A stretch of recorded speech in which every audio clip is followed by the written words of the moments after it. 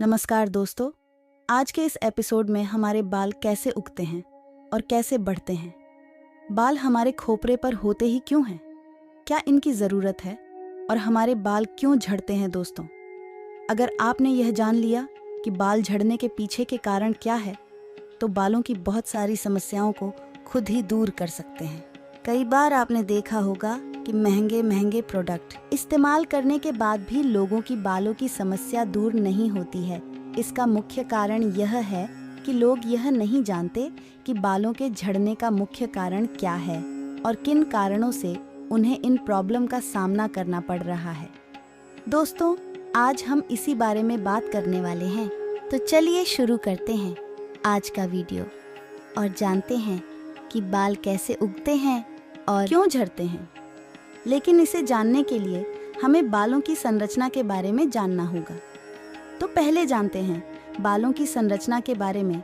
सिर के त्वचा के नीचे वाले हिस्से को है फॉलिकल कहते हैं, जबकि ऊपर वाले हिस्से को हेयर शाफ्ट कहते हैं। हेयर फॉलिकल बनने में 22 हफ्ते का समय लगता है। हमारे पूरे शरीर में लगभग 50 लाख हेयर फॉलिकल होते हैं, जबकि सिर पर कुल 1 लाख हेयर फॉलिकल होते हैं। शाफ्ट में 3 भाग होते हैं। सबसे बाहर वाले भाग को क्यूटिकल कहते हैं। क्यूटिकल के नीचे एक बड़ा स्तर होता है जिसे कोर्टेक्स कहते हैं। कोर्टेक्स और क्यूटिकल के मध्य भाग को मेडुला कहते हैं। चमड़ी के अंदर रहने वाले बाल के भाग को रूट कहा जाता है। बाल के बढ़ने से रूट धीरे धीरे शाफ्ट में बदल जाता है। सामान्यतः 1 महीने में बाल आधा इंच और 1 वर्ष में 5 से 6 इंच बढ़ता है। रूट एक गड्ढे में होता है जिसे फॉलिकल कहते हैं। फॉलिकल से ही बाल निकलता है। एक फॉलिकल से एक बाल या एक से अधिक बाल भी कई बार निकल सकते हैं। फाइनलिकल एक नाशपाती के आकार की पापीला में बना होता है। यह पापीला चर्म का भाग होता है। पापीला और फॉलिकल के संगम पर ही बाल बनता है। पापीला ब्लड वेसल से जुड़ा रहता है। इसी से रूट को सारे न्यूट्रिएंट्स मिलते हैं, जिससे बाल का निर्माण और उनकी वृद्धि होती है। जैसे जैसे इसमें न्यूट्रिएंट्स मिलते हैं, सेल्स वृद्धि करती है और धीरे धीरे बड़े होने लगती है और हमें बाल की सेल्स बढ़ने लगती है। तो वह हेयर फॉलिकल से स्क्रीन के ऊपर निकल आती है, मतलब स्क्रीन के ऊपर की ओर धकेल दी जाती हैं। अगर हम सर के बालों की बात करें तो सर के बाल 2 से 6 वर्षों तक जीवित रहते हैं।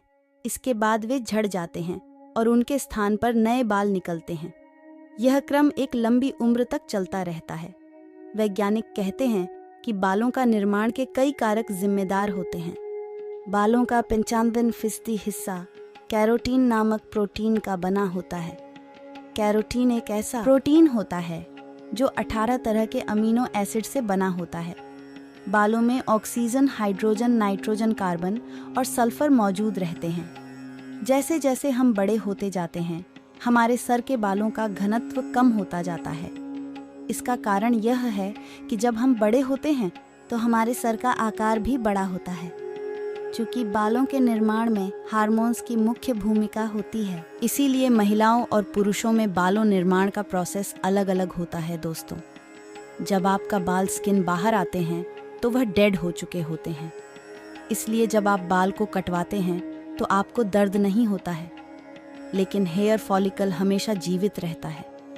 इसलिए जब आपके बाल कोई खींचता है तो आपको दर्द होता है। दोस्तों, अब तक आपने जाने हैं कि बाल बनते कैसे हैं। चलिए अब जानते हैं कि बाल झड़ते क्यों हैं। दोस्तों, बाल के उगने और झड़ने तक उसको 3 चरणों से गुजरना होता है। जब बालों का विकास शुरू होता है तो उसके पहले चरण को अनेजॉन, दूसरे चरण को कैटाजेन, तीसरे चरण का टेलोजन कहते हैं।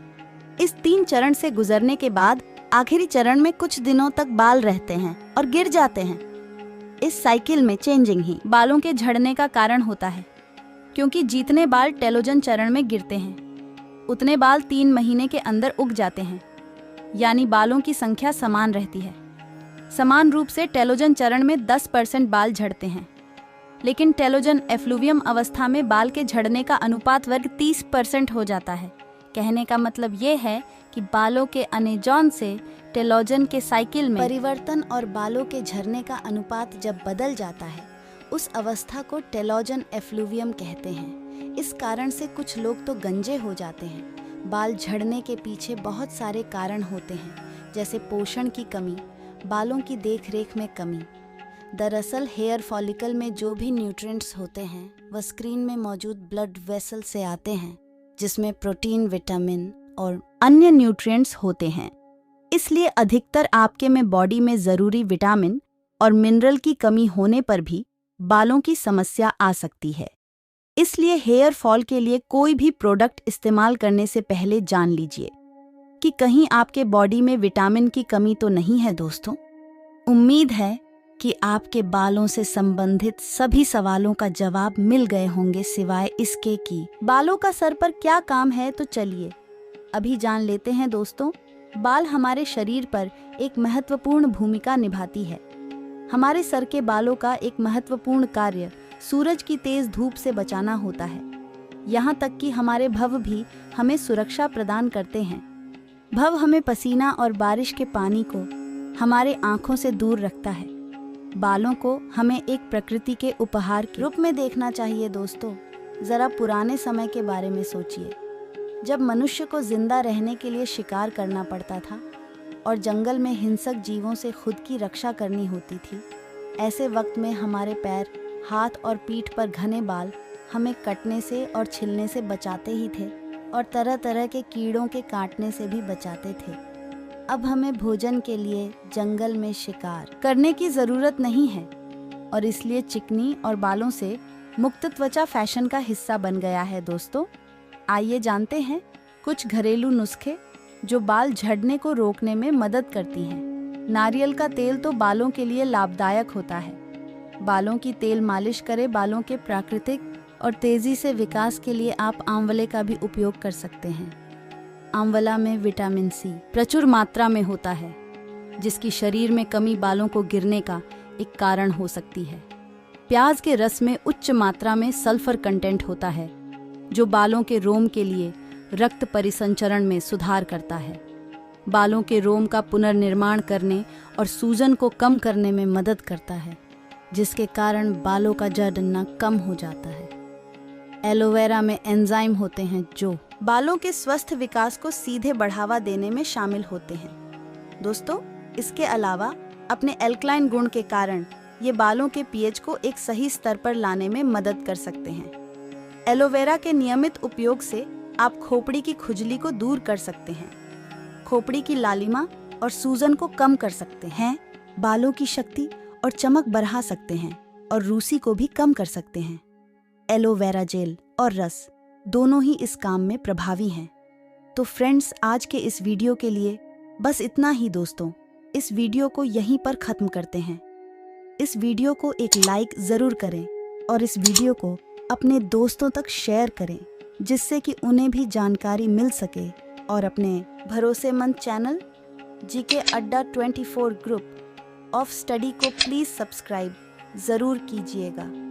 साथ ही बेल आइकन को ऑल पर सेलेक्ट करना बिल्कुल ना भूलें।